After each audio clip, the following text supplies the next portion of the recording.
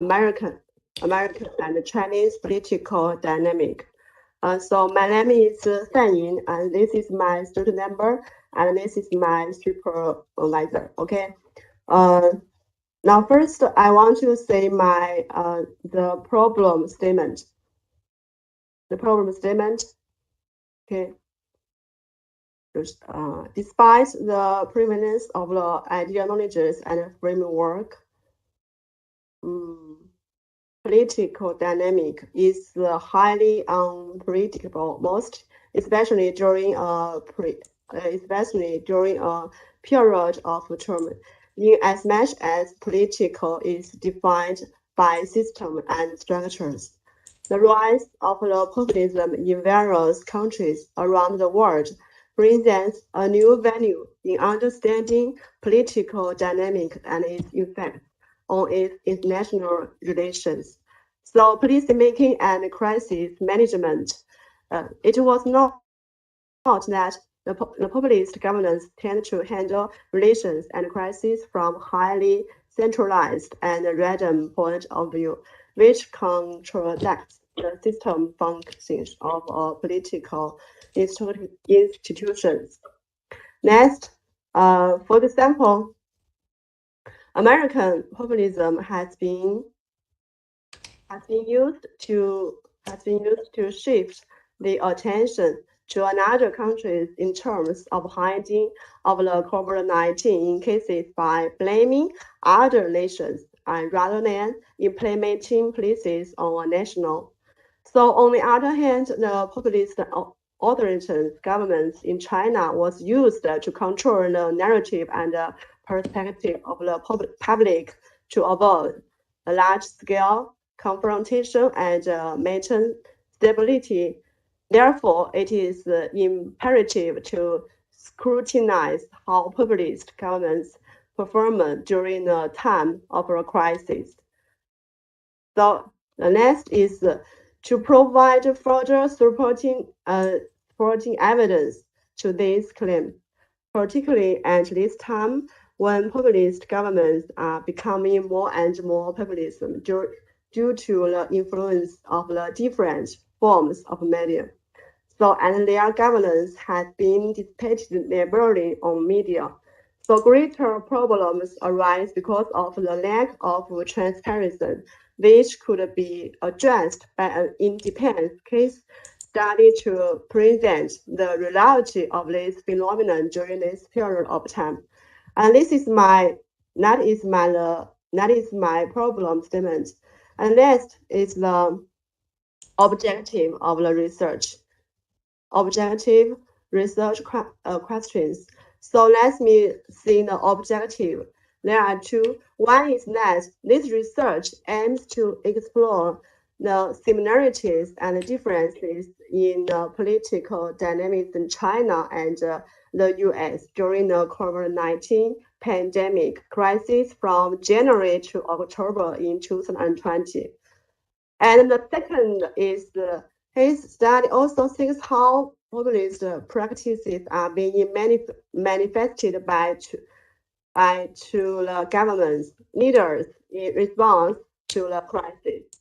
So the research question is that first, what are the common populist ideas, messages, or actions coming from Chinese leaders during the COVID-19 pandemic? Second, what are the common populist ideas, messages, or actions coming from American leaders during the COVID-19 pandemic? The second, how does the U.S. political dynamic work in hiding internal conflicts during the COVID-19 pandemic? The first is how does the Chinese political dynamic work in hiding external affairs during the COVID-19 pandemic? The next, how does the U.S. political dynamic work in hiding external affairs during the COVID-19 pandemic? This is the objective. Okay. The next is about the summary of the literature review. This study will have able to have a contribution in the field of political and governance, not only in China and the US, but also the rest of the world. So since populism is becoming more and more, the populism is becoming more and more popular in different parts in the world. It would be of great interest to understand the nature and implications of populism, especially on crisis management in response to pandemic. So also, this could give an idea to local government units as to how to respond and coordinate with the national governments from a populist perspective. Aside, aside from exploring the effectiveness of the ineffectiveness of populist governance, this research would like to present effective models of governance regardless of the ideal knowledge, so as to benefit the public in times of crisis or a pandemic. So about the last is about the research methodology. The objective paper will be focusing on populism and governance in China and the United States. So about the data collection is the document collection will be an exhaustive process, and the number of the news reports and the government reports will to be collected will be based on the extensional information, exchange information. At least Besides, at least 4 experts will be invited to participate to talk about the problems. And the next is about the data analysis. The findings will be analyzed using the standards in document content analysis and in interviews using qualitative method procedures for analysis. Okay, so that's all. That is my presentation. Thank you, teacher. Okay. Thank you so much, Fang Yi. Your panel for today will be Dr. Rivani. Right. Okay. Fan Ying, with a G at the end. A number of things. I would just highlight a few things that I think you can discuss with your supervisor. Okay. Number one, the term political leaders might be operationalized rather differently from between China and the United States. Yeah. So political leaders, you will need to look at, you need to define it, and perhaps you need to identify which group of political leaders. Yeah. Maybe China's political leaders is much more homogeneous, right? Rather compared to maybe not compared to United States. There are mainly two parties, maybe three. Then there's also the Congress, there's also the Senate, there's also the executive branch, and if you talk about politics in a general sense of the word, there's also lobbies and other groups, that might be a broader definition of political leaders there. So you want to have a good definition, or operationalize, zoom in to make a fair comparison between China and United States. Otherwise, you might not be comparing something that's compatible or comparable. And that's number one. Number two, what do you mean by the phrases political dynamics and how political dynamics work? Can you just quickly respond to that? When you say the political dynamics, what do you mean, or how political dynamics work? And that's actually part of your research question, I think. That. Okay, can you reply your question, teacher? Repeat. All right. What do you mean by political dynamics? Political dynamics. Political.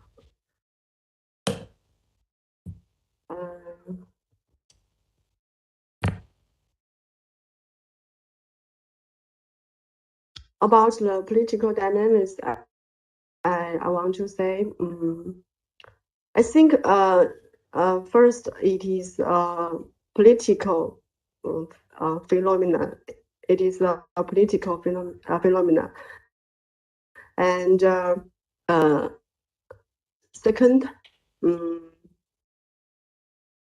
I think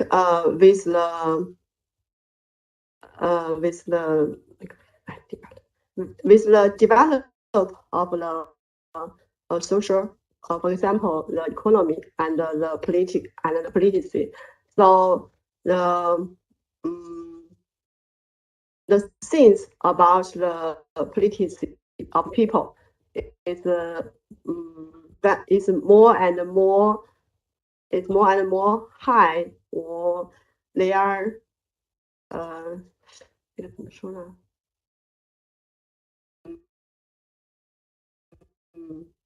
？how to say in English? How do you say it in English? I don't know. Small. It's all right. The point I want to raise to you is this. I actually like the word dynamics. I had my students use that word in her research last time.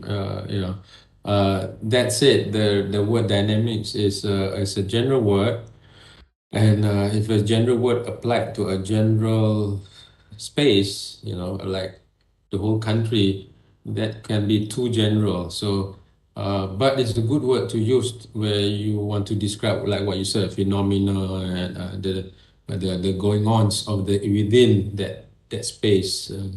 The family dynamics, this organizational dynamics. So yes. yeah, so you will want to sociologically, as a sociologist, I like that word because it's a good word to use to talk about many different things. That said, you're describing a whole country right now, so you do want to be clearer about what you mean by political dynamics, right? So and so you want to discuss this with your supervisor, and be more certain about the word, the viability of that word as a research concept. Right? So that's another second point. And be careful as well. This method point. Be careful with the assumptions of failure vis-a-vis COVID response. When we talk about a failed case versus a successful case, what are we talking about? Are we talking about the number of reduction of cases? Are we talking about how long it has been, how long it took to reduce the cases? Is the problem being curtailed, being contained? How long has it been like that? And you also talk about the ease of tension, the ease of anxiety. How do you measure failure? How do if you want to use that word failure, right? So you just need to be cautious when you talk about failure and success, or um, and then maybe you want to choose a different word. Maybe you want to think of different dimensions of the phenomena, right, and of the dynamics, right. So, but if you do want to use that word failure and success, you do need to identify it. You need to define it clearly. Yeah. Right? Okay. The next one is why do you want to choose China and United States? So that you want to discuss with the supervisor. These are two countries that are very different, but I understand one you're looking at populist, the other one you look at government that's not a non-populist government, right? So, but you do want to you want to justify your choice while you choose these two nations. The fifth point is the data collection. You do talk about secondary data, news reports, government reports. Again, you do want to specify further what types of reports, what type of government reports, and the other part to this whole the research, that if you remember what I said, in my previous lectures, I talked about access to data. So how much access to data do you have if you're talking about certain types of data, right? Certain type of reports.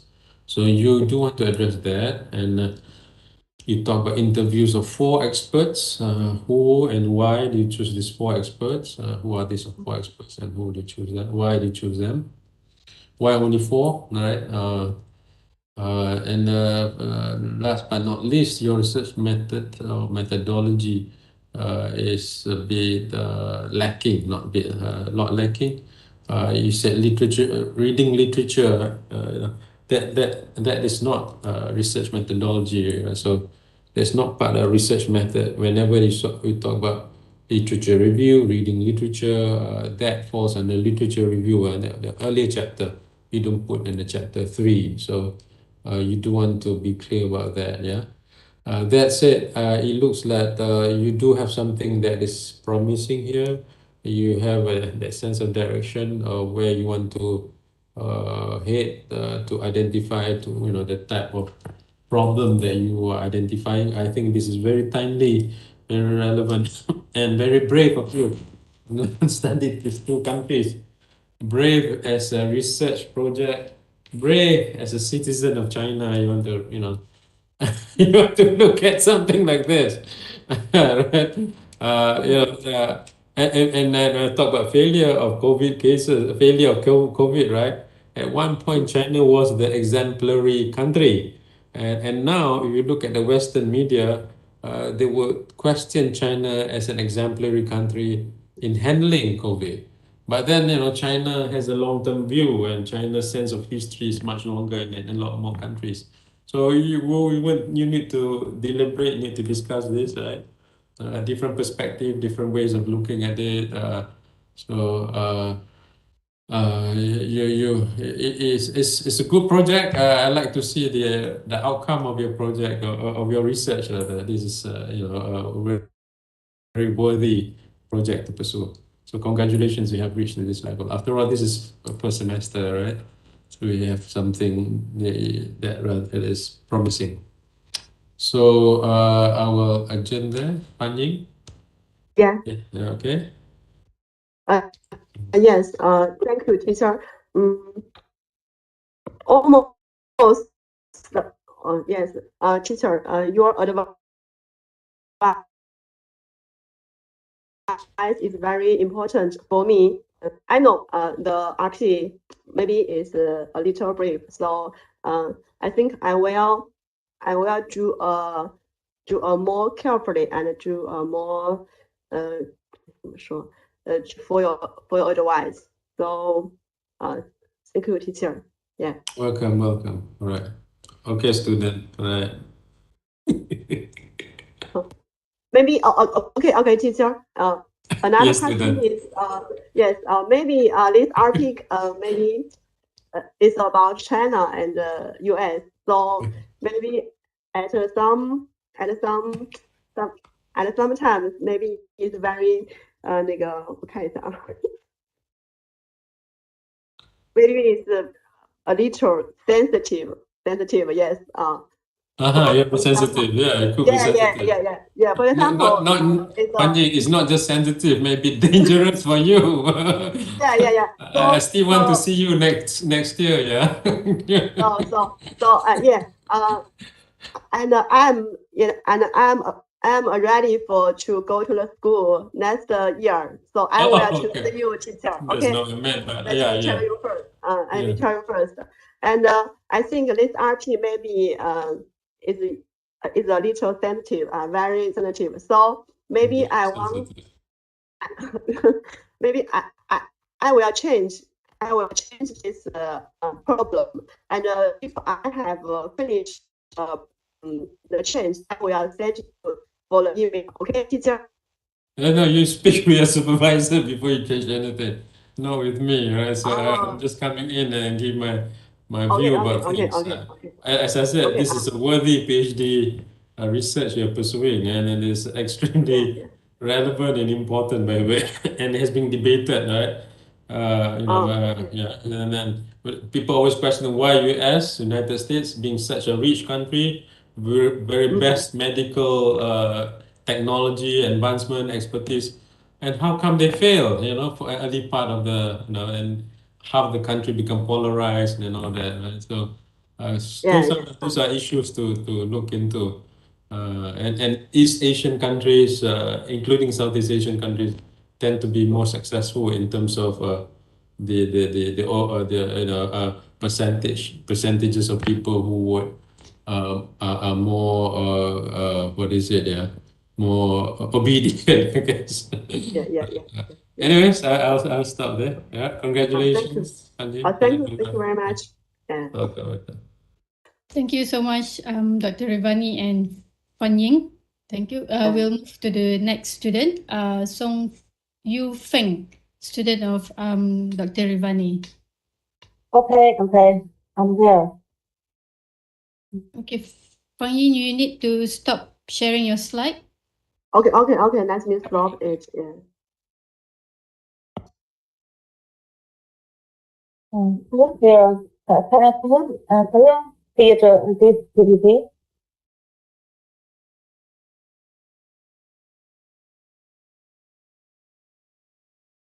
Okay. You got to maybe lower your voice a bit. Even. Oh, okay. Okay, because it is a bit too loud, I think.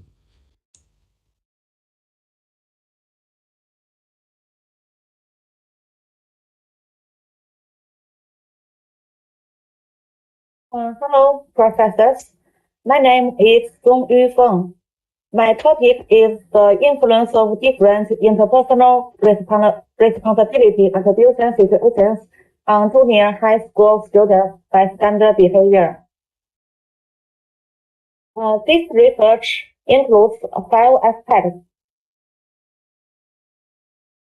First of all, I will introduce the problem statement.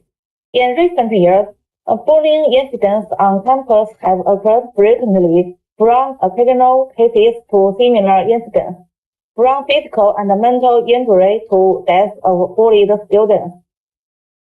It has become one of the social problems that countries are put to help victims. Therefore, it is very important to understand the behavior motivation of bystanders and actively guide the intervention of bystanders' behavior in campus bullying. The emotional response experienced by bystanders has different effects on bystander behavior, and bystanders who experience different emotions will be affected by self-efficacy.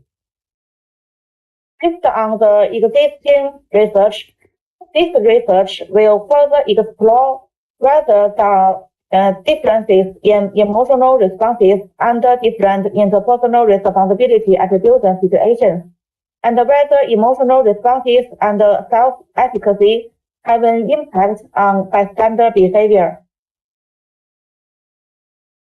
This research uses random sampling method to select 8 junior middle school students in Hebei province as subjects. The main purpose of this research is to explore the relationship between interpersonal responsibility attribution, emotional response, self-efficacy, and bystander behavior. First of all, for bullying situation experiments as a way of questionnaire survey, this paper investigates whether the relationship between emotional response, self-efficacy, and behavior experienced by junior middle school students when they face bullying behavior as a bystander will be different due to different situations. The second is to test whether why not interpersonal responsibility attribution theory hypothesis is applicable in bullying behavior. That is, whether the location, dimension, and controllability of behavior will further affect behavior by affecting emotional response.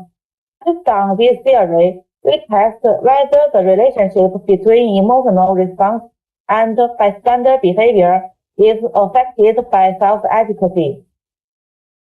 Specifically, in order to understand the change trend between variables, this study combines the data of four situations for analysis, taking the position and the control of attribution as independent variables, emotional response as intermediary variables, and self-efficacy as regulatory variables to form a regulated intermediary model. It's my theoretical significance and practical significance.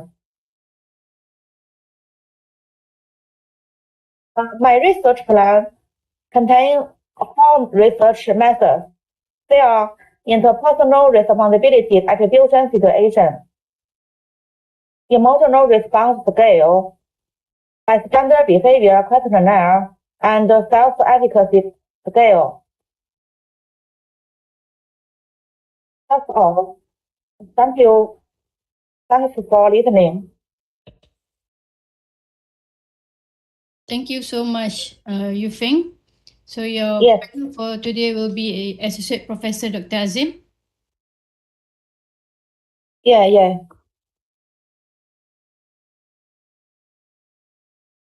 Thank you, Dr. Sazlina. First of all, congratulations. Looking at your presentation, I think what you are trying to do is quite complex. And at this juncture, I don't think I'm able to follow your argument, but not to worry because you are still very early in your study. I think this is quite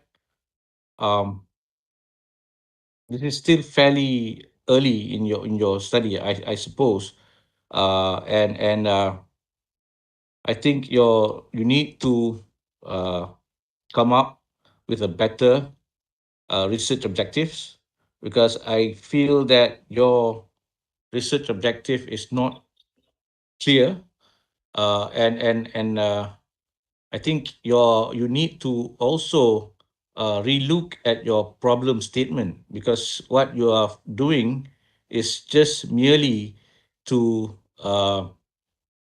identify certain statistics that are happening in I believe in China, right? Yes. Yeah. So I think your problem statement does not capture the problem, the academic problem that you are trying to solve.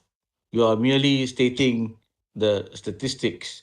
So you need to go back to the literature and identify what has been known, what is already known about bullying, the topic that you're looking at. So I think you need to go back to the literature review and look at previous studies that have been done on this topic, and also categorize the different uh, perspectives on your topic before you can come up with a good problem statement. I think the major hurdle here in your study is to come up with a problem statement that is clear before you can proceed with your study. So I would suggest that you talk to your supervisor about looking at the relevant literature. I think at this stage, what is important is for you to revisit the previous studies done on this topic. And before you proceed any further, I would recommend that you talk to your supervisor about focusing on the relevant studies that have been done, and you should take it from there. As it is, I think this is quite problematic in and I think there is still room for improvement. Thank you. Okay, thank you. Thank you. Your advice is very helpful. Thank you. Thank you. Thank you so much, Dr. Azim and Yufeng. Yeah. All right. Dr. Go, you raised your hand. Do you have a question or do you have something to say? No, Okay. error. All right, no problem. Okay, so we'll move to the next student, Syed Kasim Raza, student of Associate Professor Dr. Go. So, Syed Kasim Raza, you can share your slide if you have any.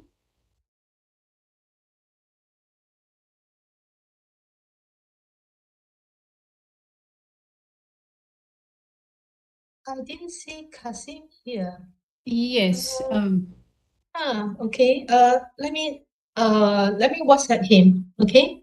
Okay. At the meantime, can we move to the next speaker? So we'll move to the next student, Wong Ji Chen, student of Dr. Tang. You may present. Yeah.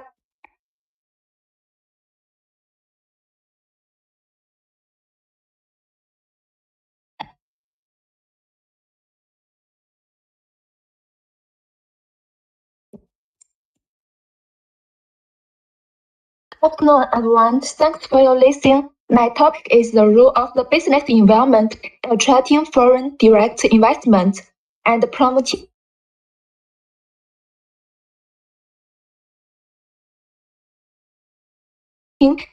although China is the second largest economic in the world, its per capita GDP has not yet reached the world average level and is far from developed countries. FDI is one of the factors affecting the economy. Some scholars believe that FDI can bring advanced technology and management to promote the development of the host country.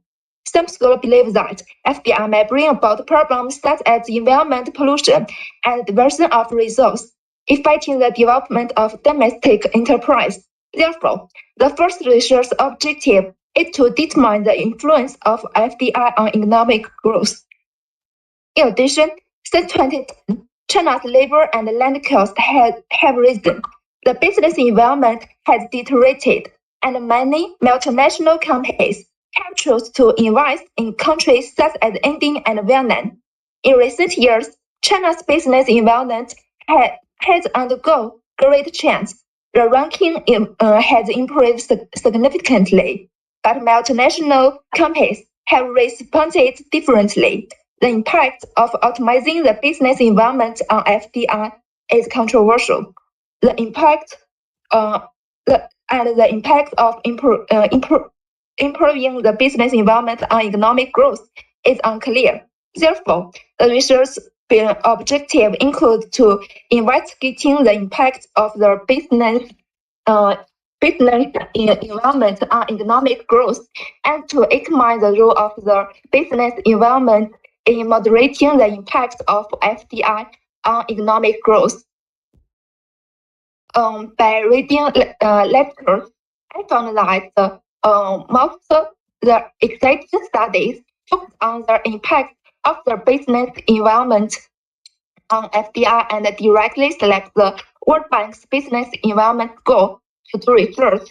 I will combine the business environment on FDI to study its impact on economic growth based on the World Bank's business environment assessment systems, exciting relevant literature, and the actual situation to build a new business environment assessment system.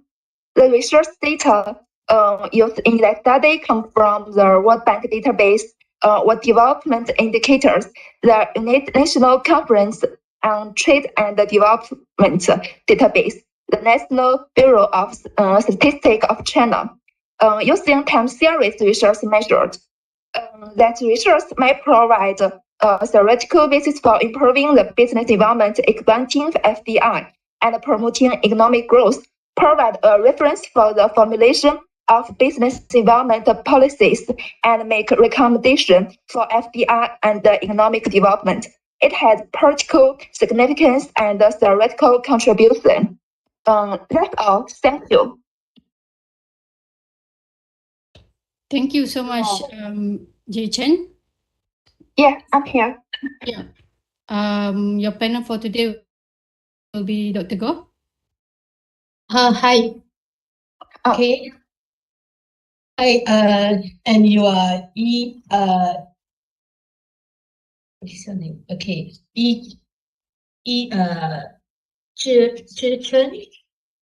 Yeah. Zhi Chen. Okay, Wang Zhi Chen. Okay, all right.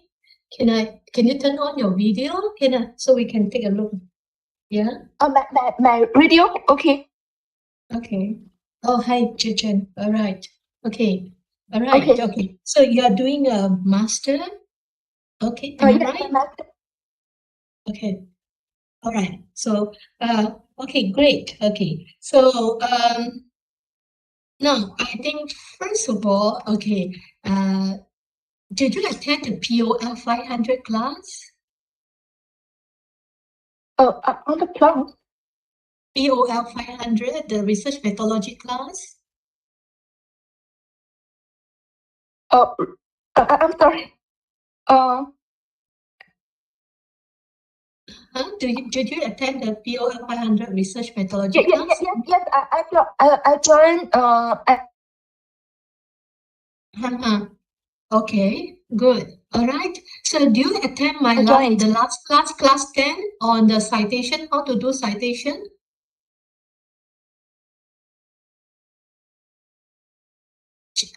Hello? Citation. Hi, Jujun. Yeah. Did you attend the last class number 10? Huh? I'm sorry, my English listening is not good. I'm sorry. I'm not understand your question. Oh, okay. All right. Okay. That's all right. Okay. I think first of all is I think you know when you register to a a master's program in USM in Malaysia, okay, you have to, and you are written fully in English. Your master thesis will be written fully in English. Am I right? You understand? I need to use English, and I'm in master program. In master program. Okay. Now, so first of all, okay, you are not, okay, you are not supposed to do your citation in Chinese or in Mandarin. Did you notice that your research proposal got Mandarin words? Your citation? You read again your research proposal now?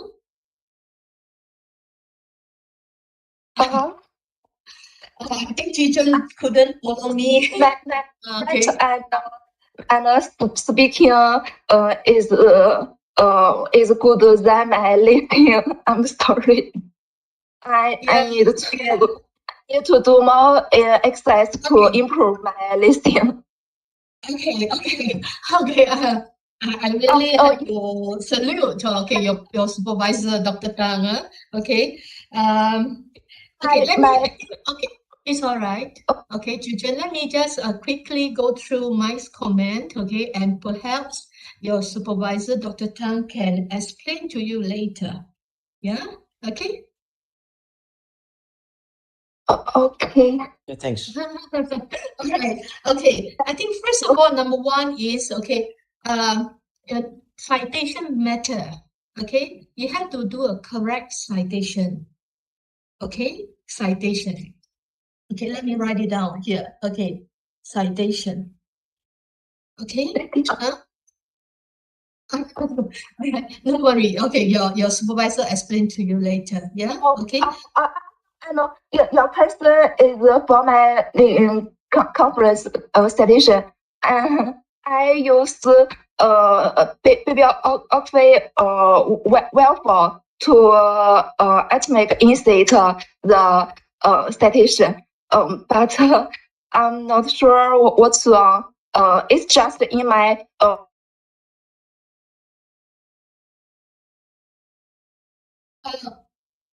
PDP. Maybe I do something wrong in PDF. But in my PT, you can see in the literature review, I left the bibliography in there.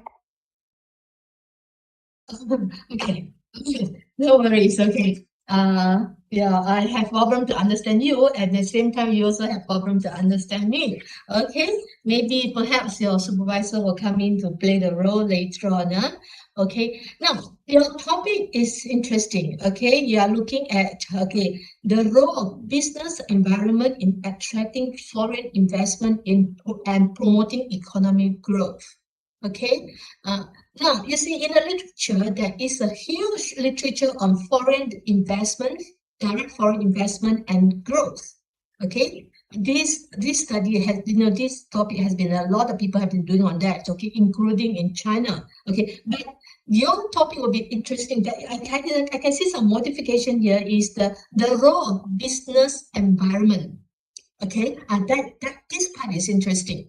Okay, the role of business environment in attracting foreign direct investment, okay, and how this will promote the economic growth, okay, and that addition of the business environment, that part is interesting, okay, but how to analyze the business environment in attracting the foreign investment into your model, that is very challenging, okay. So far, now I can see, you do an interaction variable, okay, you just do a business environment multiply with a foreign direct investment, and to hopefully to capture how the business environment can influence the FDI. Okay, I see that. Okay, I see that in your model. Okay, in model 4 or equation 3.4. Okay, but I'm not too sure how is this interaction variable can explain, okay, the business environment, can capture the business environment and the FDI. Okay, that's number one. And secondly, okay, how are you going to measure, how are you going to capture the data on business environment? Do you I think understand business environment might influence the FDI, and FDI might influence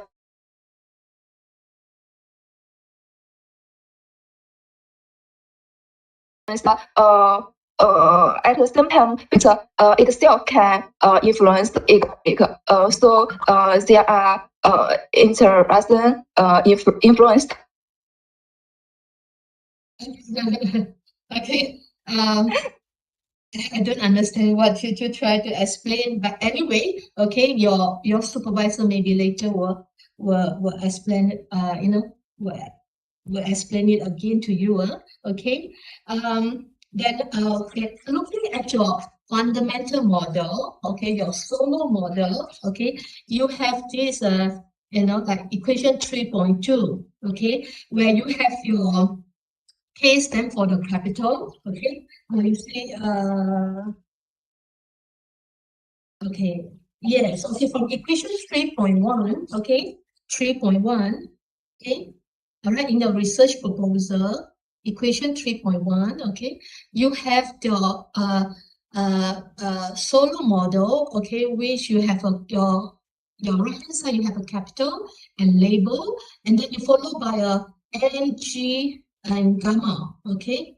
So, and you explain that is refer to population growth, okay. The N, G, and gamma is the population growth, okay. But when you go to equation 3.2, 3.3, and 3.4, okay, now you left out the label variable, you left out the L, okay, but only left with your equations only left with K and the population growth. Okay, I don't understand why is that, why you leave out the label. Thanks for your advice. I left label. Okay. Okay, I will follow your advice and see my equation. Oh, it's all right. You can discuss with your supervisor then, huh? All right? Okay. Okay. Thank you. Thank you for your advice. Thank you. Okay. Yeah. Thank you, Jichen. Yeah. Thank you. I'm sorry. My English is not good enough. It's okay. It's a process of learning. Okay, thank you so much, Jichen and Dr. Goh. So we'll move to the next speaker. Student will be Wang Yan, student of Dr. Dayang. Yes. Yes. Yep, go ahead.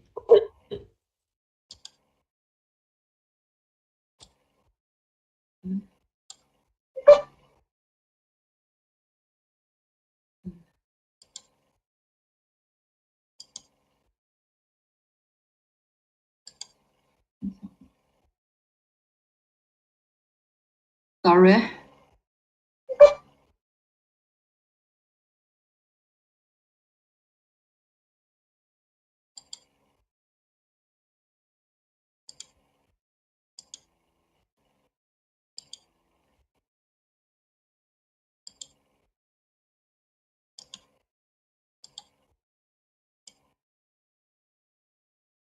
Hello?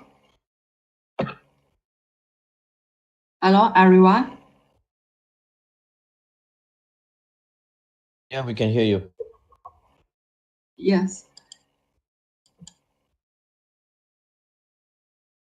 Hello, everyone. My name is Wang Yan. I come from China. My supervisor is Dr. Dayang. My topic is research on the course of the medical care integrated elderly care model and the supply and demand of the wife in China and the background of housing aging. My research process is as follows.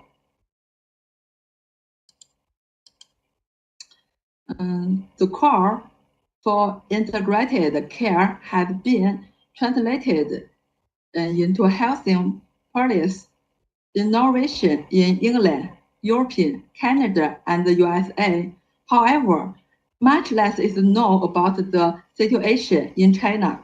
The medical care integrated elderly care model are determined to offer solutions in managers' housing care difficulties. From the research literature, we arrived at the research question. The first one, what are the challenges faced by housing professionals while integrating medical and elderly care thrive in China? The second one, what are the policies introduced by housing care departments to improve the integrated medical and elderly service? Finally, how does the Chinese medical and elderly care thrive integration enhance the growth in ecosystems supporting industries?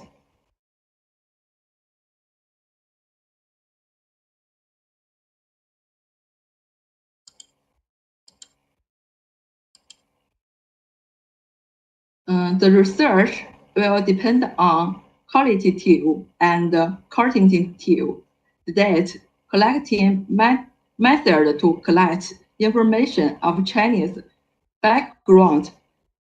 As a type of mixed method, the first part, qualitative research, includes interview, counting, and analyzing the data, reporting the results. The research team will randomly select people from caregiver and medical experts from China and interview them. The interview is divided into focus groups and individually focus group investigate caregivers using the structures interview method individually. Investigate medical actors using the semi-structured interview. Then the second part, quantitative research includes review literature, identifying the variable, questionnaires. The interrogation includes secondary data sources such as Chinese government publications, the Chinese health information recorders, questionnaires on the needs of elderly people of different ages. The research object is 1,000 elderly people in a city in China.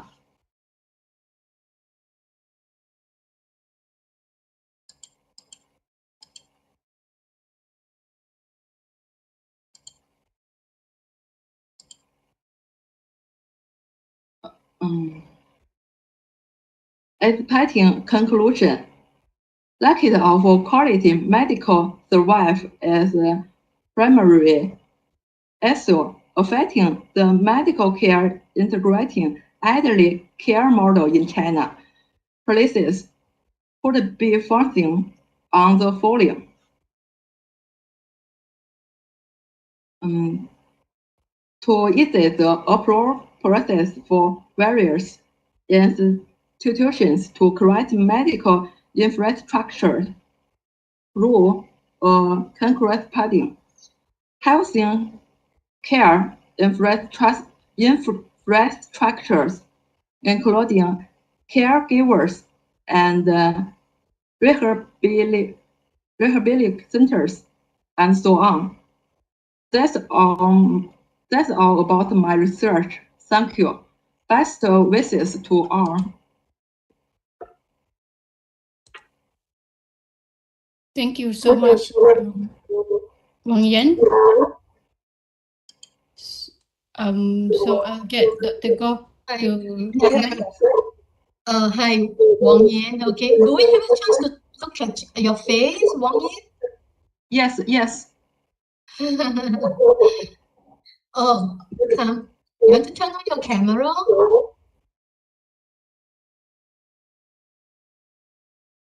Oh, hello? hi, Wang Yan. Hi, Wang Yan. Okay. Oh, Wang Yan. Okay.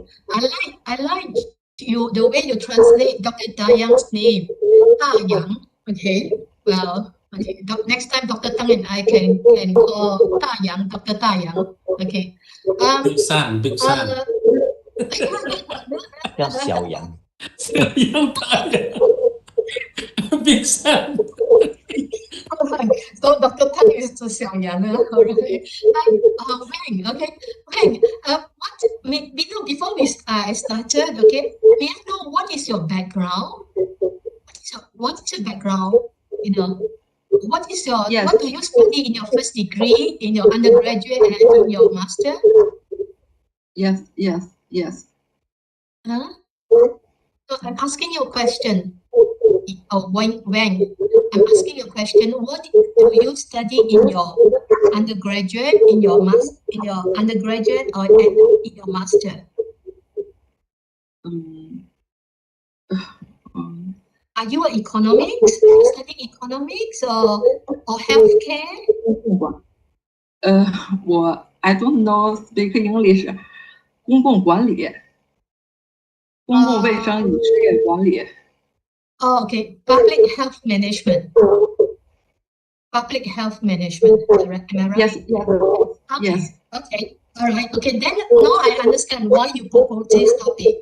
Okay. Your background must be related to why you propose this topic. Okay. Right? Yes. Can you understand what I'm talking about? Can you understand? No. 你明白吗？你明白我在说什么吗？啊？ First, I like the topic. The research will in the future have bigger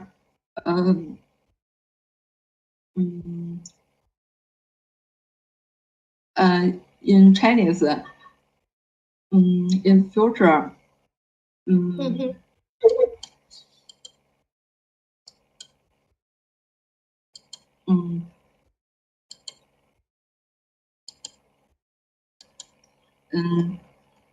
Yeah, what happens in the future in China?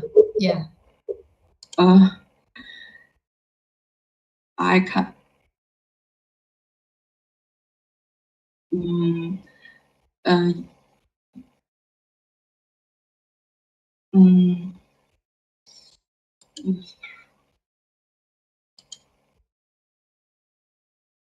many people research the topic. I like the topic. 未来有很大的市场，而且我很喜欢这个。我不知道怎么 I don't know. Prefer the missing.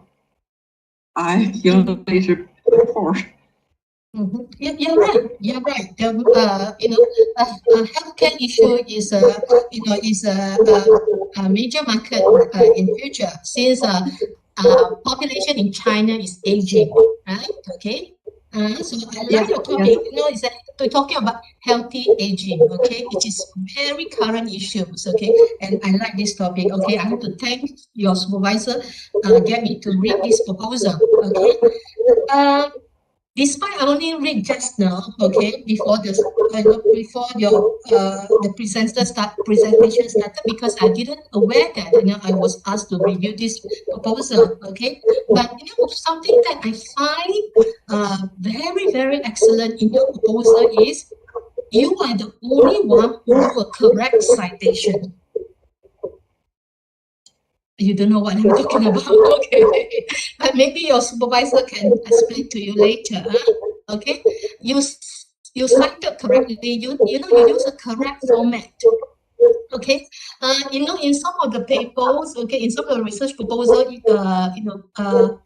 some of you may not able to use a correct citation format, but you are. Okay, from the page 1 until the end of the last page, I couldn't find any arrows in your citation. Okay, very, very good. Okay, well done. Okay, well done. All right. So you need to use ETA style. Okay.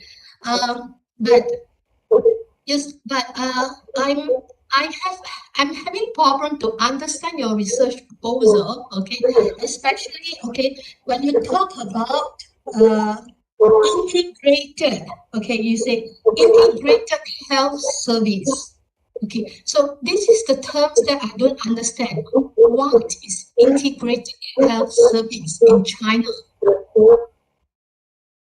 Okay, so I don't understand what is integrated health service and how is this important in China, to cater for the future aging population.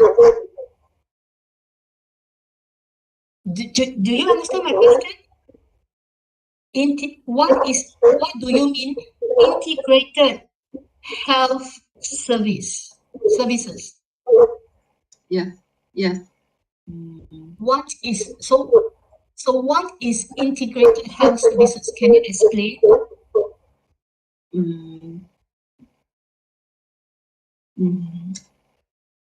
7% in housing.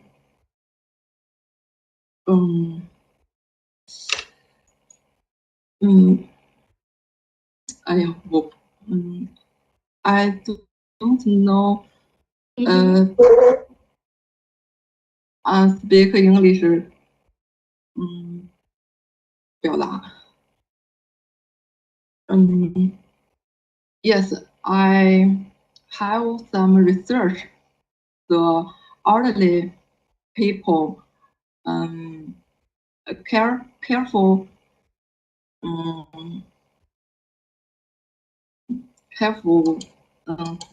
helpful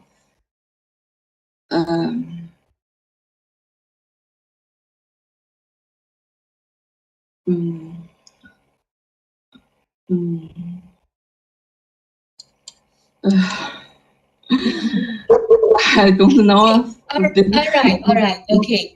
Maybe okay in your research proposal, okay, or next time in your thesis, okay, you need to explain this term in advance. Okay, before you discuss, what are the major problems, okay, or the policy, the implication, because, okay, your reader may not understand what is integrated health service in China. Got it? Okay, so these are the background. You need to help us to build up understanding the background. Because, okay, your reader are not from China. Your reader are not stay in China, so we do not understand what is the healthcare system in China. Yes. Okay, all right, okay. Now, and okay, when I look at your research question and your research objective, okay, your research questions such as what are the challenges faced by health professional, okay, in China? What are the policy introduced? How does the Chinese medical and elderly enhance the growth of ecosystem? Okay, you run away a bit, okay? The third objective, okay. But you see, in your title, okay, you do discuss, okay, the choice of the medical health integrated elderly care model and the supply and demand. Okay, that's interesting. So I thought, your title has the keywords of supply and demand. Okay, but when I look at your proposal, you did not connect that the supply and demand. You didn't show what is the demand of the healthcare integrated health service in China, and what are the supply of the health integrated health services in China. You didn't show that component. Okay, but that is the keywords in your title. You got it? Yes. You understand that? Yes. Okay. Look some literature. I later look. Yeah. Because you see, I'm afraid that looking at your research objective, okay, or your research question, I'm afraid that you will end up with an essay. It's just like an essay. You're lacking of analysis. Okay. Although I know you're going to conduct a survey, a questionnaire, but I don't understand what type of questionnaire you want to pose up. Okay, you want to ask are you going to survey those health professionals on their challenges, or you want to survey them on the policies? Okay, so your focus will be on the challenges and policy. Okay, but where are the research elements? I couldn't see that. Understand? Right? Yes. Okay. Maybe later on your supervisor will explain to you. All right. Okay. So please pick it up. Okay. Please listen more. Okay, and try to learn how to speak English. Okay. Yeah. Okay. Yes. Thank you. Okay. Thank you. All right, thank you, Dr. Goh and Wang Yang. So we'll move to Kasim Raza. I think he's here now. So Kasim, are you ready to present? Yes. Right. Thank you so much. Can you please share? Let me share my screen.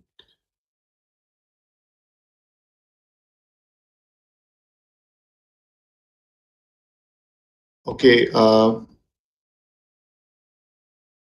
hope all of you can now watch my screen.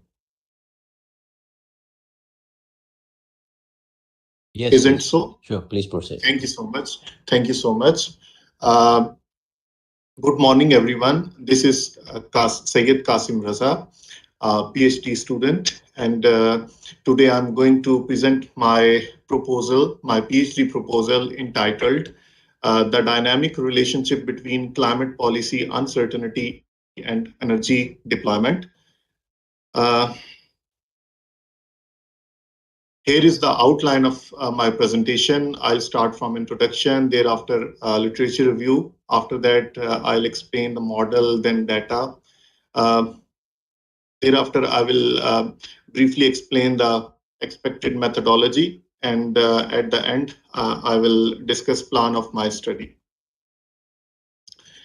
Introduction. First of all, background of the study. Climate change and environmental degradation have been serious threats to human race since the inception of 21st century. This is the reason Global Risks Report of 2020 highlights that climate change is among the top 5 threats, the top 5 global threats human beings have been facing nowadays. These issues cause several human disease, shocks to production and consumption activities, extreme weather events, and relocation of labor force.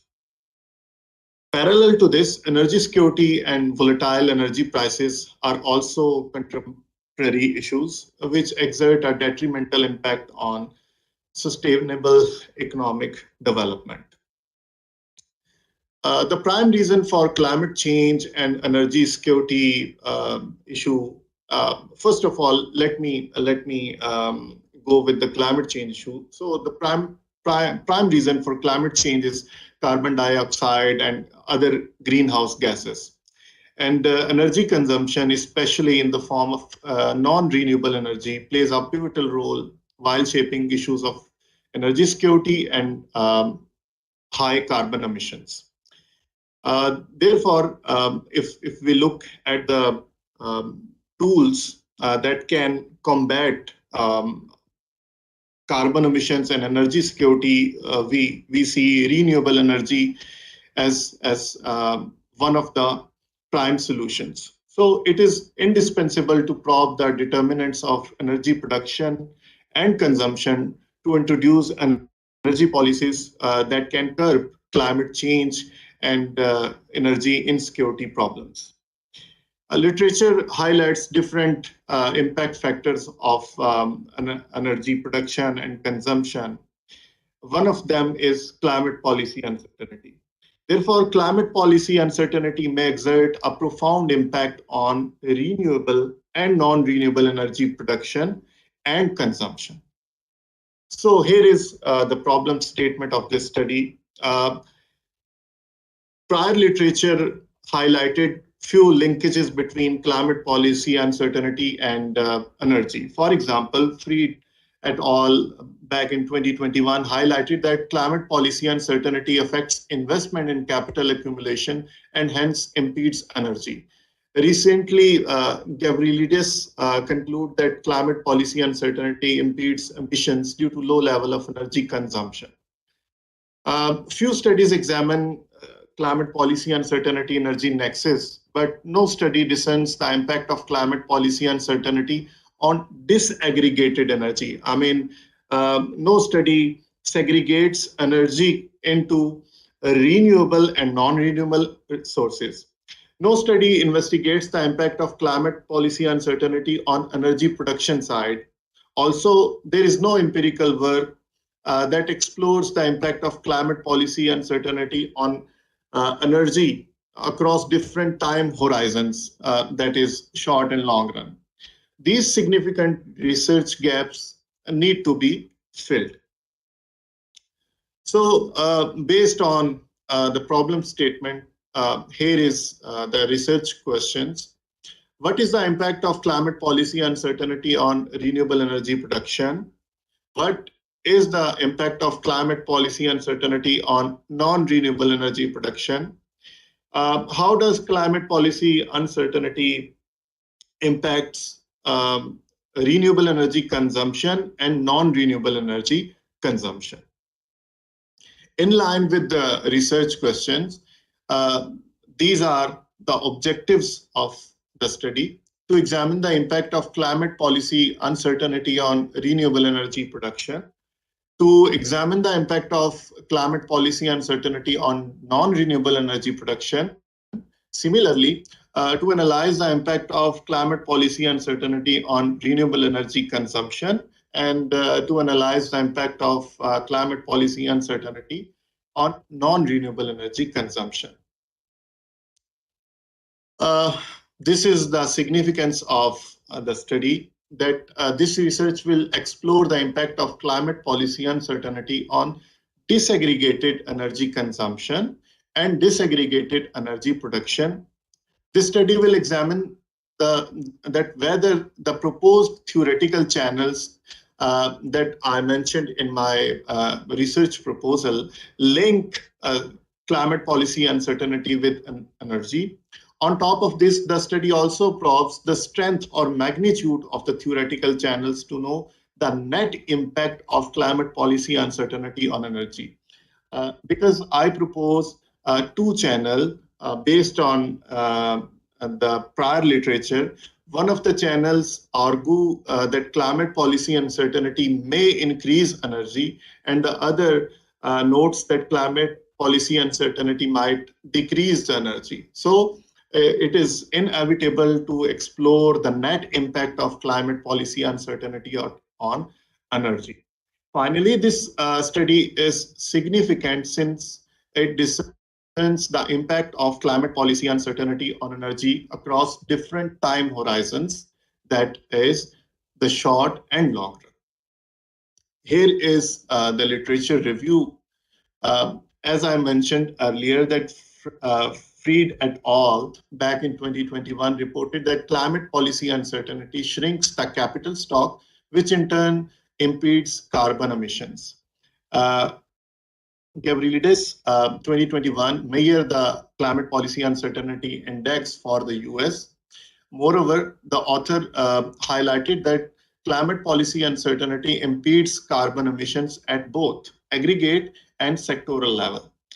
Similarly, Lee et al. 2022 concluded that environmental policy stringency affects renewable energy consumption. Parallel to this, Bashir et al. In 2021 reported that climate policy affects energy. Fuss et al. 2008 noted that climate policy uncertainty leads to energy supply shortages and limited diffusion of less carbon intensive technology. So this is the discussion on data.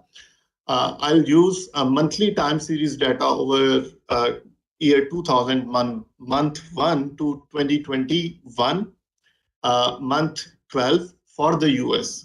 And the dependent variables include non-renewable energy consumption, non-renewable energy production, renewable energy consumption, and renewable energy production. Control variables include industrial production index, oil prices, and carbon dioxide emissions. While climate policy uncertainty index is a key independent variables. Data will be collected from Federal Reserve Economic Database, Energy Information Administration Database, and policyuncertainty.com, which is a database to gather that data on different policy uncertainty indicators. Climate policy uncertainty index will be used as a proxy for climate policy uncertainty. Please note that the index is measured through text mining, following the methodology of Baker et al. Of 2016, which put forward the Economic Policy Uncertainty Index. These are the models that will be used to estimate the effect of climate policy uncertainty on renewable and non-renewable energy consumption. This study borrows the neoclassical demand function. We all know that neoclassical demand function notes that quantity demanded of a product is directly proportional to the income and indirect or negatively related with the prices. While to probe the impact of climate policy uncertainty on renewable and non-renewable energy production, this study borrows the new classical supply function, which also explains that quantity supply of a product is depends on income and price level. So based on neoclassical demand and supply function, we developed these four models. First model, non-renewable energy consumption is function of industrial production index, oil prices, carbon emissions, and climate policy uncertainty index. Similarly, second model, renewable energy consumption is function of all proposed variable. In third model, I formulate that non-renewable energy production is function of industrial production index, oil prices, climate policy uncertainty index, and carbon emissions. Similarly, the last model explains that renewable energy production is function of all the considered independent variables. As far as the methodology is concerned, since we shall use the time series data, our first step is to explore the unit root properties of the entire data set. Since there are various advanced unit root tests that outperforms other conventional unit root tests like ADF and PP test, I will try to use smooth and sharp spectral break unit root test, that is SOR unit root test proposed by Shehbaz et al. Back in 2018. This test uses the Fourier transformation and covers all types of structural breaks. If I will be interested to explore the nexus of climate policy uncertainty and energy across different quantiles, then I will use quantile ADF test. Similarly, to explore the co-integration properties of the variables, I can use Mackey co-integration, which can incorporate the structural breaks, or I plan to use Fourier augmented ARDL bound test, which outperforms other co-integration tests, because the Fourier augmented ARDL model or bound test uses three tests, the T test and F test, 2F test, while explaining the long run relationship. Moreover, it also incorporates the Fourier transformation that can cover the structural breaks.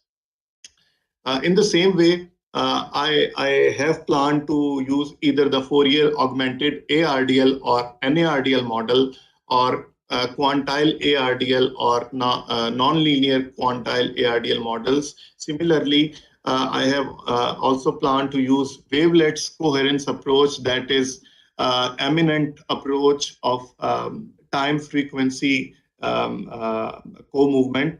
In the same way, quantile on quantile model with parametric and non-parametric approaches could also be used. To interrupt you, Kasim, your 3 minutes is up. Can you conclude your presentation? Sure. Thank you so much. Sorry about that. Thank you so much. Thank you so much. And this is my last slide.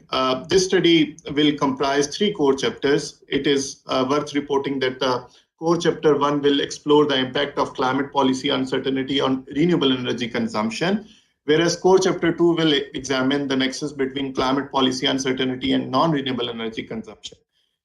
Similarly, in third chapter, I will explain and explore the nexus between climate policy uncertainty and non-renewable and renewable energy production.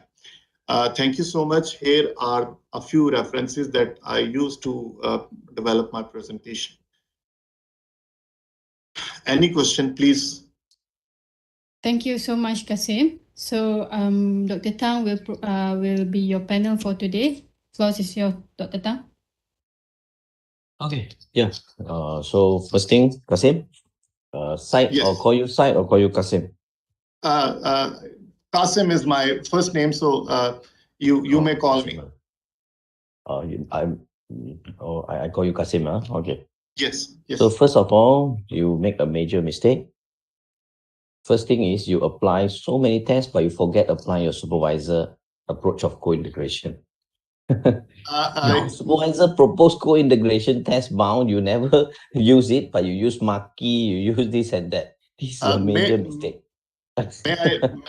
May I reply this? No, I'm just kidding. Okay, I'm just kidding. No worry about that. Okay. Thank you. Okay, just relax a bit. Okay, so first thing, turn on. Let me see your handsome face. Sir, I have tried a lot to make my camera open, but I'm not very sorry for this. No, bro, it's all right. Not ready yet, not comb your hair yet. Okay, no, bro, no worry. Okay. And no, I'm very new in WebEx. Oh, okay, fine. So your first thing is, after listen to your presentation and also your read your proposals is more important. So I noticed that one thing is about your titles. Okay, about your titles. First is about over here is about you use the word of energy deployments. So if I understand deployment word correctly, is about consumption or the use.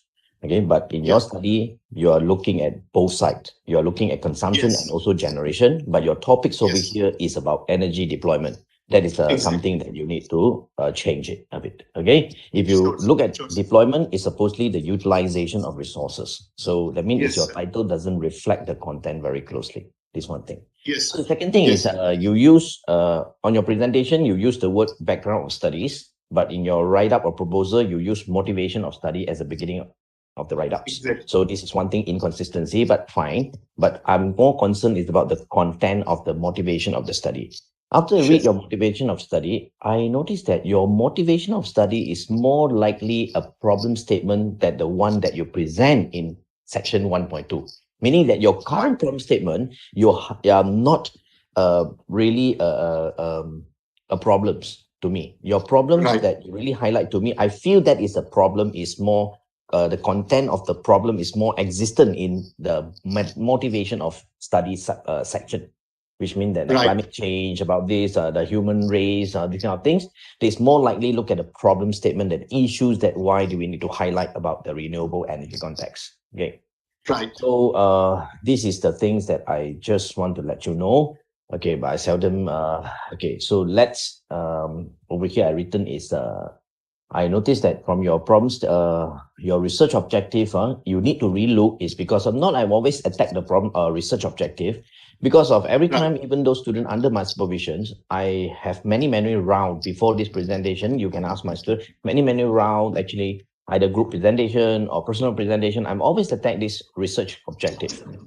If we do not clear about research objective, about this, the whole pictures, then we cannot go to the collect information, data, where are we going to headings towards? So that is the problem. So the current one that I see that you are not really, as you know that actually your topic is not really a new one because of energy. If you, I believe you also reviewed, you also might see my papers on energies, renewable energies and also energies on this consumption, even the productions you will see. But the only thing is your over here is about your CPU, okay, not your processing unit, your not computer processing unit. Is your CPU. Your CPU over here is your climate policies, uncertainties over here. Your selling points is here lah.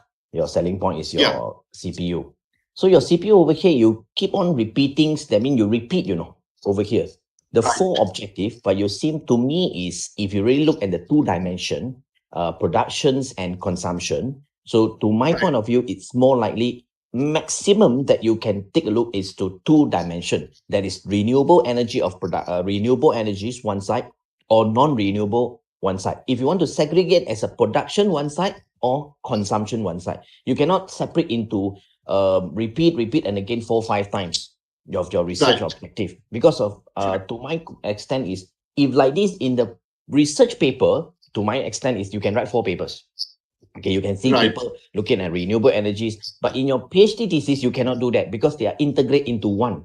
Examiner will be really easily to clearly see that, easily challenge of this in the interlink of the variable of your focus. That is one of the limitation, and also because of your data CPU is only available in US. Okay, so I also have that data. I also used the data before. Okay, so then after that, the CPU is here. Actually, it's only US. So your study can only look into US lah. So you have no choice already. So you see, you separate into different 4 objectives. But in your study plan, you said you have 3 core chapters. You see, you have 3 core chapters. But these 3 core chapter is the funny things over here. You segregate why you segregate your consumption. You segregate your consumption. But when you come to let me take a look. Your study plan. You integrate at the last chapter, core chapter. You integrate renewable and non-renewable for production. You integrate them together, but you don't integrate the consumption. You integrate the production. You understand? So that means here is reflecting that maximum you can go into 2. That is either you're going to segregate them by production or consumption, or by the so-called by renewable or non-renewable. You have to choose. You have to choose. If your objective 1 is CPU on the energy, renewable energy consumption and production, or you want to change CPU on renewable or non-renewable energy production. So that is, you have to choose which combination that you want. The maximum that if you want to do it, that is only maximum that you can go to 2. It's still I cannot think is you up to 4 is too much lah. Okay. Your model here is you mentioned about just now is about using classical, this marshalling or production or consumption, these kind of things, and you put in directly linked to the incomes, and income is positively related, oil is negatively related. Then you have to be careful about these interpretations. You have to be careful. Why? It's because of you use the word oil price. The word oil price here is, I believe, I don't know whether it's possible to find out the oil price for renewable energy or not. If you're able to get it, the renewable energy price, that is fine. If you use the crude oil price or the petroleum price, that is the fossil fuel price. When you use fossil fuel price, it is the substitution good for the not renewable energies. That is a positive relationship, it's not negative. Exactly. So that's why if your interpretation is wrong. So you have to be careful is when you include this. Another things that you have to concern is, because myself is doing this energy is quite many years. In 2007, I already started this in energies. So this another problem of this combination is what? When you want to do this and put it together, then you will have a situation that easily people can find out one issue is when you deal with production and consumption together, then are they interlinked together? Because production is depend on consumption. So are there the endogeneity issues over here? You cannot estimate the demand function, then you supply function separately, right? So that is another issues. So this is the thing. So you have to think about that, how to do. If you want to separate them, also can. So this is the issue. If you want to put it together, people might see. Okay, people might see this kind of thing, or maybe some of them you don't see. I don't know. Okay, but I just want to highlight to you things for you to consider. Okay, up to whether how after you discuss, finally you still go back to your supervisors to discuss. In terms of methodologies, to me, you put too many methodologies over there. Okay. Yes, sir. Maybe you know many more. Okay, many methodologies where I don't know. Okay, so to me is you have to look at the context of your study. You want to use the SOR, you want to use quantile, wavelet. When you start with this quantile, why you want to start quantile? Because you have a stand of argument that some argument that things is differentiate in terms of quantile. So you have that argument. If you start with this argument, your starting point, your problem statement must have this argument of quantile issues. And then need for you to use this quantile. Otherwise, it's not because of the method is new that I want to use. If you attended my talks on editorial talks, I had mentioned to you, is about not about new method or lack of study. You want to proceed this. The importance of the context, you want to use that. So let's say, for example, you want to use quantile unit road. Yeah. Okay. So you proceed. Yes. You have to use to in the co-integration things, you have to concern about the quantile issues. Yes, Because if you exactly. tested about this quantile, and then you go to the co-integration, go to the Granger causality or following, you doesn't look into this, then in this sense is why you have to concern about the quantile. So Right. that is the thing is you want to use wavelet, okay, the brother of wafer, the wavelet, the kiosk one. So you have to consider a wavelet based test in the following. Of course, sometimes some of the tests we don't have all kind of wavelet, but we're trying to use most of the wavelet tests that let's say wavelet Granger causality or wavelet unit root test, maybe co-integration they don't have wavelet. Okay, fine. Okay, so then we use, it's not like we just dump whatever things. We don't make it too much of mixtures, but more important is about the suitability of the test in the context of your study.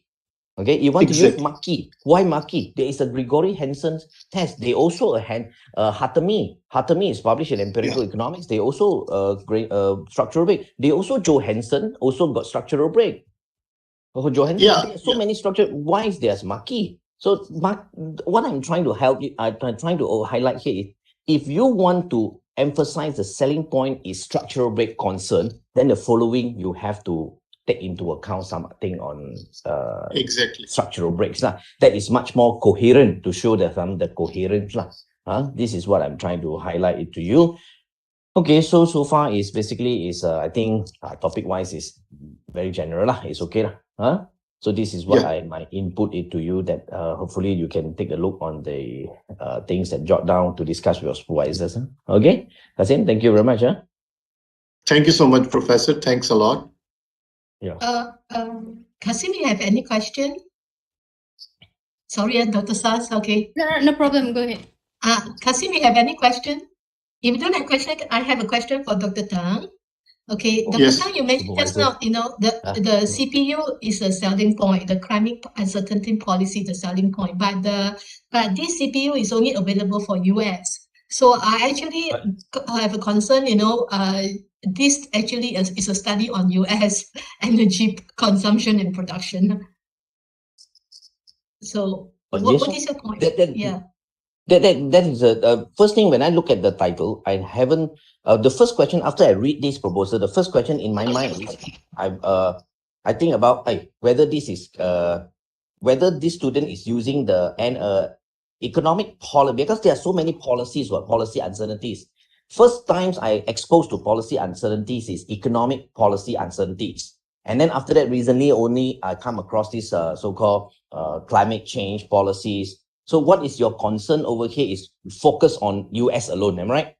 So this is actually also one of my issues. If you can make this the whole set of thesis is on the context of US, then they are really coherent lah. If you cannot make it, then your selling point, you must emphasize it on the energy and renewable energies.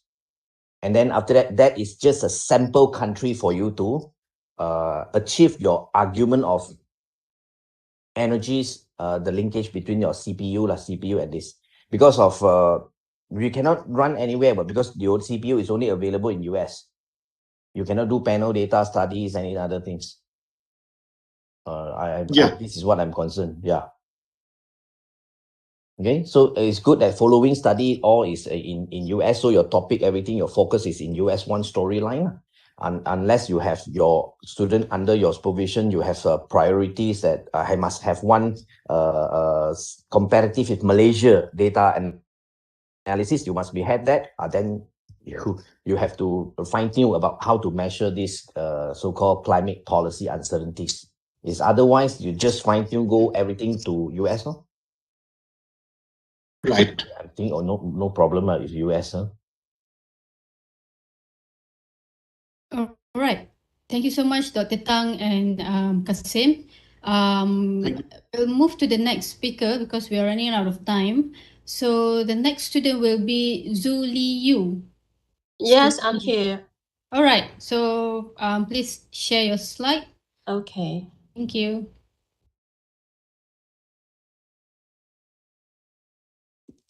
Okay, good afternoon, everyone. It's my honor to be here to make this presentation to all of you. I'm Xuli Yue. You can also call me Christine, and this is my research topic. The title is the study on the general undergraduate entrepreneurship education under the promotion of vocational education in the south of China. It's a little bit long. Okay, now let's start. As a result of the rapid growth in Chinese higher education, graduate placement has become a critical issue facing colleges and universities, challenged by the growing enrollment and the difficulty of graduates.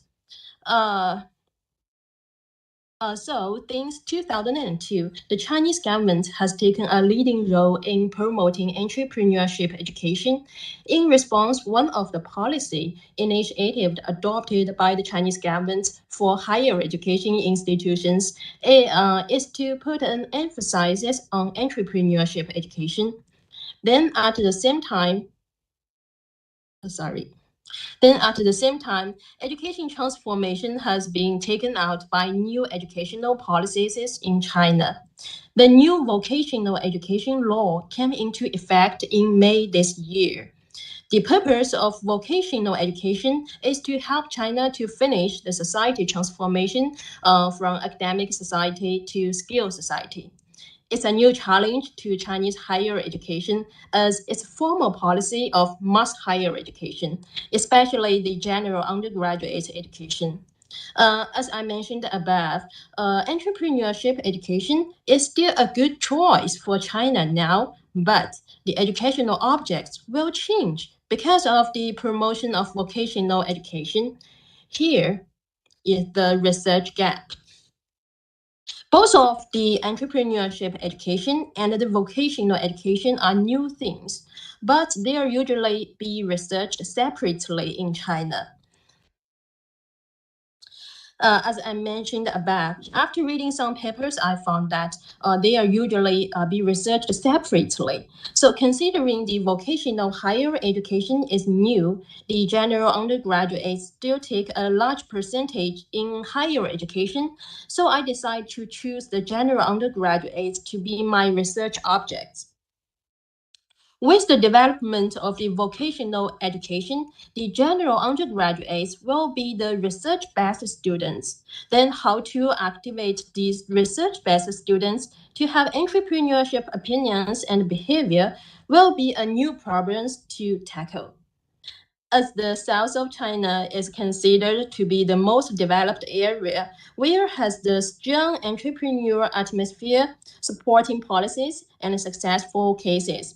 I plan to focus on the general undergraduates here and try to find some effective entrepreneurship education ways. The successful experience could be spread to other areas in China. My research questions are as following. The first one, what are the characteristics of general undergraduates under the new educational policies in China? Because the vocational higher education is a part of education revolution in China. It's a new thing. And the second one is, what are the effects to the entrepreneur teaching by the promotion of vocational higher education in China? As I mentioned above, because the teaching objects are changed, so the teaching ways should be totally different. The last but not least, what are the effective entrepreneurship education ways to the general undergraduates in the south of China? Is that possible to spread the successful experience to the other areas in China? The last part is the brief methodology. I plan to use the qualitative studies from these three perspectives. The first one is the students, the second one is the school, and the last one is the government. I plan to do some surveys and interviews to the students, managers, faculty, teachers, and etc. And after my surveys and interviews, I hope that I can find some I can discover some new things. For example, the necessary skills for the students. For example, like the teaching methods for the schools and the policies for the government. So this is my presentation. Thank you.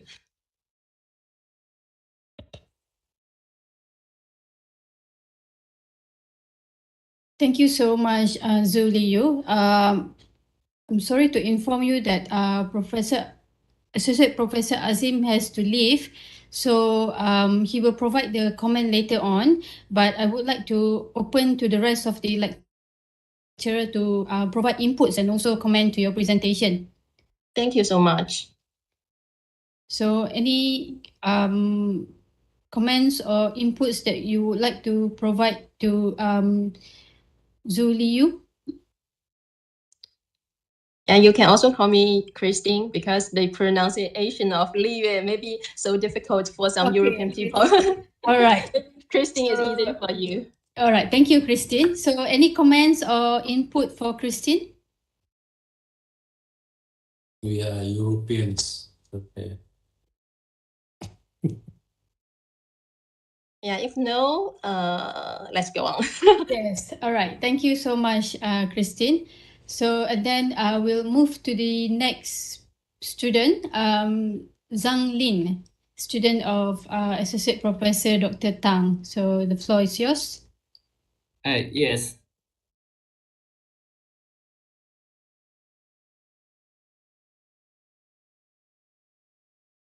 Hello, can you hear me? Doctor?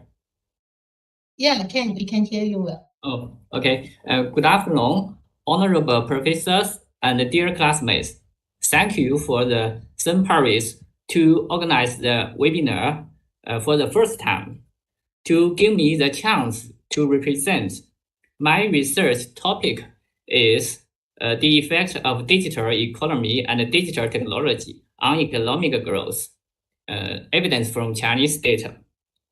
Well, as you know, in recent years, digital technology has well developed, and the digital economy has become one of the most important parts in many countries. So before I choose this topic, I have read many articles and I do literature review about digital economy, digital technology, and digital and economic growth, and form performance.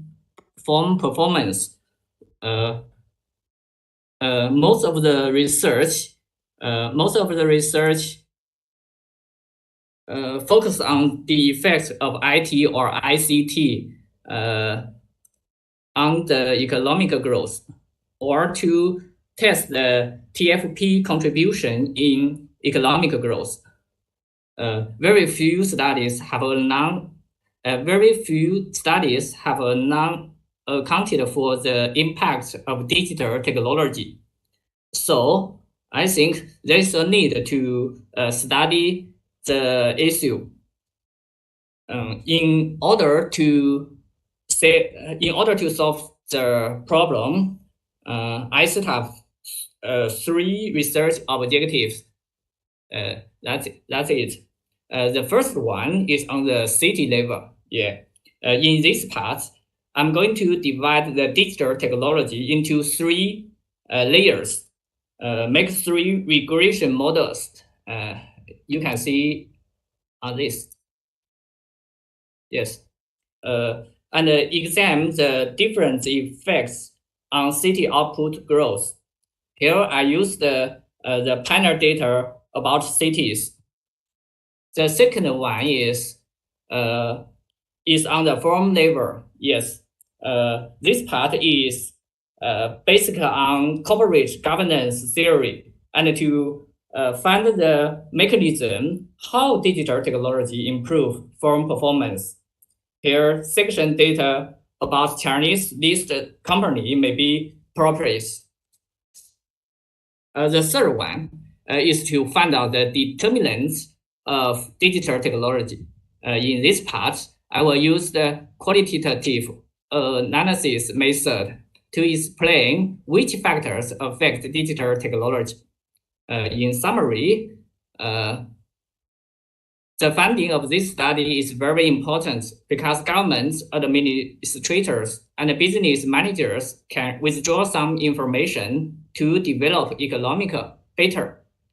So this is my representation. Thank you very much. Okay, thank you, Zhang Lin. So, Dr. Goh? Oh, hi. Yeah. Hi, Zhangling. Hey, Hi, Zhangling. hello. Hi. Hey, Hello. Uh, Yeah. wait, Do you could mind you to please? turn on your camera? Yeah. Yes, yes. How can I? Sorry. 停止共享。Oh. Okay, I can hear you. Oh, hi, Zhangling. Okay. Professor, Okay, go. Zhangling. Yes. Yeah, Zhangling. Yeah. Okay. Very good presentation. You make sure you finish at in 3 minutes. Okay. So Zhangling. Okay. First of all, did you know what is the citation style we use for social research thesis? Or in CenPRIS? Yes. What is the citation style? TPT. Yeah. Okay, TPT. All right. Yeah. Okay. Okay. Did you Join the attend? course. Yes. Okay, it's all right. Okay. Did you attend my last lecture, class 10? Do you attend lecture 10? Yes. Very impressive. Oh, okay. Then we don't use TPT. There's no TPT format. Okay. We use all right. Okay. So please go back to the class 10. Look at the video how to do citation. Okay. We use APA style. Okay. Please remember this APA style. APA. Okay. All right. Yes. Okay. And then and use the software. Use the software that we teach on that day, okay, to help you to do the citation. Okay, as I say, okay, citation, even though it looks very simple, and yet, okay, incorrect citation really annoying. It make your examiner not happy. Okay. Okay. You understand? Yeah. Once you cannot cite correctly, okay, we are not sure whether you really understand. How about what are the content of your thesis? Whether are you doing correctly, especially when you're doing an econometrics? Okay, right? Yes. Yes. Thank you. Now, yeah. So Zhangling, okay, can you maybe your title is on the effect of digital economy and digital technology. Okay, in when I read your proposal, I actually ask a lot. Okay, what is digital economy and what is the difference with digital technology? Can you explain to us? Yes, I will try. First, the digital technology is beyond IT or ICT. It contains more about IT or ICT, such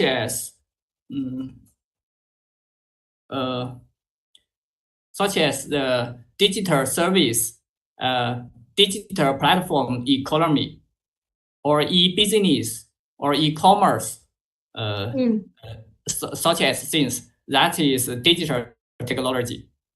And what is digital economy? Digital economy,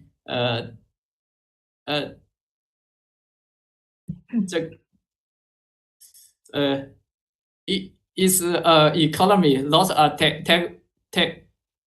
technology. You use the technology. You combine the technology and the business all together. Yes. Okay. So there is a difference between digital economy and digital technology. These two terms are different.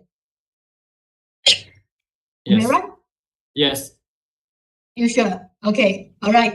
But I couldn't see how you distinguish these two terms. Okay, these two aspects in your proposal. I could not see that. Okay, in which part you are using digital economy? Where you are testing the digital technology? This I couldn't distinguish. I couldn't see well how you distinguish them. Okay. Yes. Yeah. This is my only trouble. Okay. So that's why I keep asking myself, what is the difference between technology economy and technology and digital technology? Okay. I'm glad that you understand my question. You understand my English and you can explain in English, Well done. Okay, Changling. All right. Okay. That show you are, the chances of complete your thesis will be, will be great. Okay. But let's look at your research model. Okay. Yes. You use solo models. Okay. As like Zhichen, okay, when Zhichen, okay, but your solo model will have an A, okay, yeah, you use I'm not sure which page already, sorry, Changling, because the one I print out, I don't have the page number, so make sure you have page number in your documents, okay, so that reader can point it out to you. Oh, this is page what, huh? But now I cannot tell you which page, okay. But your research model, your solo model, you have an A. Remember Yes. that?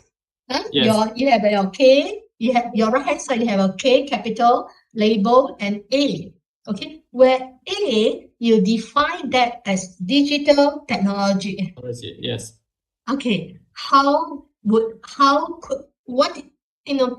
you support that? Okay, A is a digital technology because we know that conventional, the A is only technology, but it is not necessarily digital technology. As my understanding of solo model. Yes. Yeah. In the conventional, A is TFP. Yes. Correct. Yes. Correct. Here, A. I define the digital technology, so I choose. Yes, I choose some policy variables about digital technology. Yes.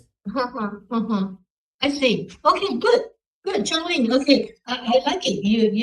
You can follow us very well. Okay, what is your background? Your economics? Your master, your degree and undergraduate degree and master is in economics? Yes. Yes. Okay, good. All right. But since you are economic student, you know that the A is TFP, total factor productivity, but it's not digital technology. But you say you assume the A is digital technology. Do you think you can do that do you think you can make such an assumption in the thesis? How are you going to support your assumption?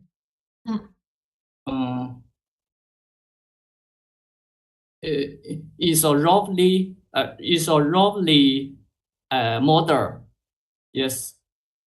It's a what? Roughly.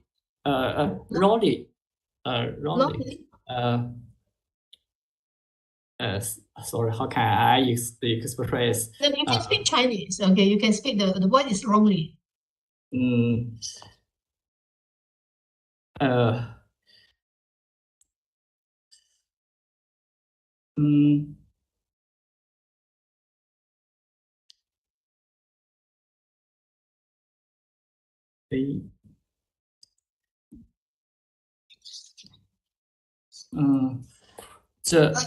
It's okay. I can understand Chinese. Okay, what you try to say?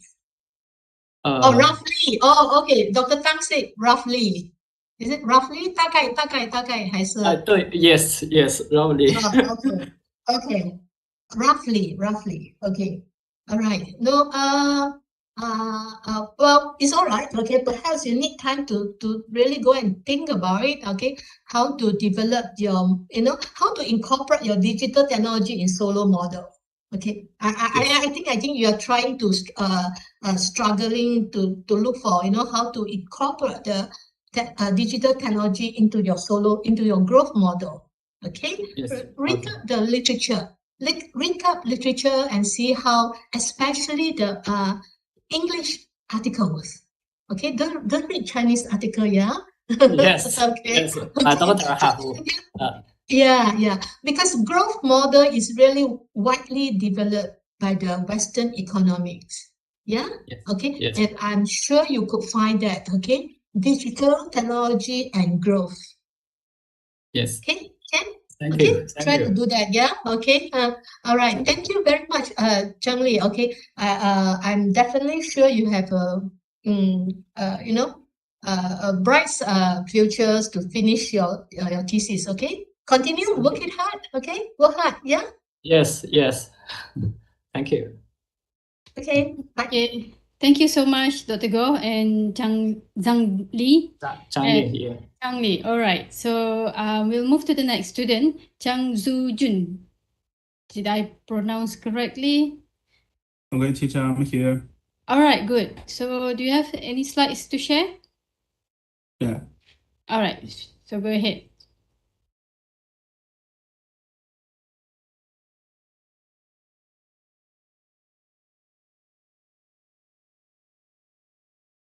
Okay, good afternoon, everyone. It's my honor to be here to make this presentation to all of you.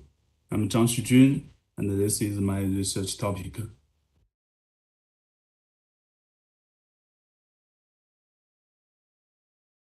The title, the topic I want to report is research on the participation of rural regions in rural governance in the context of China's rural fertilization. Research background.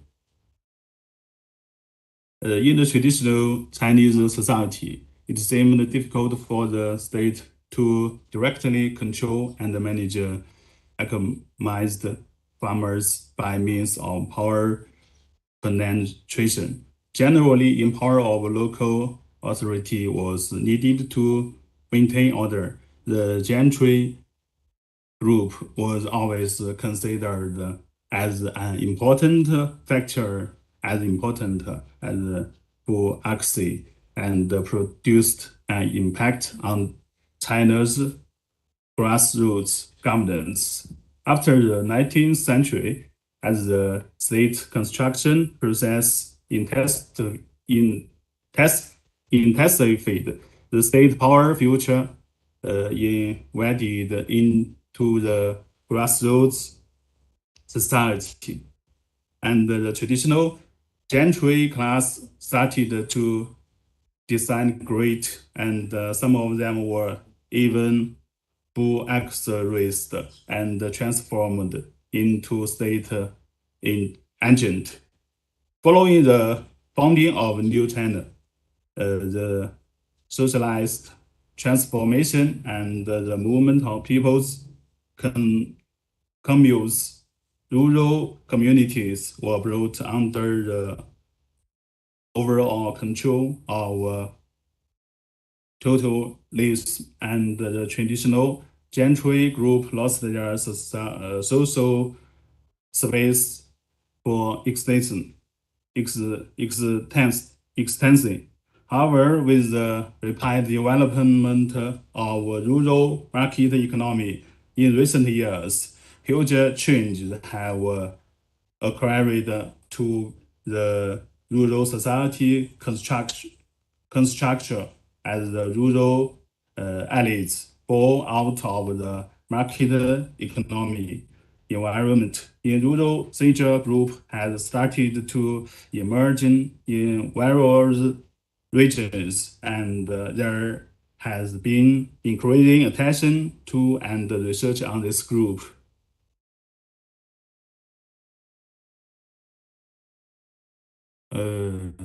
Next, I want to introduce my research problem statement.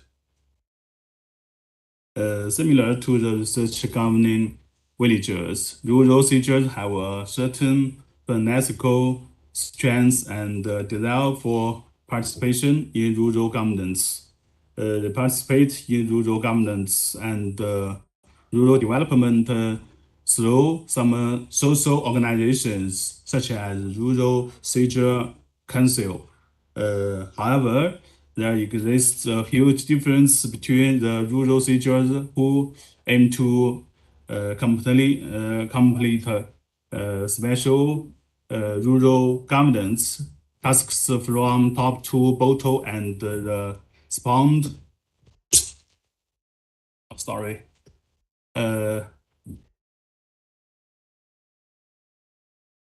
And respondents in enrich governing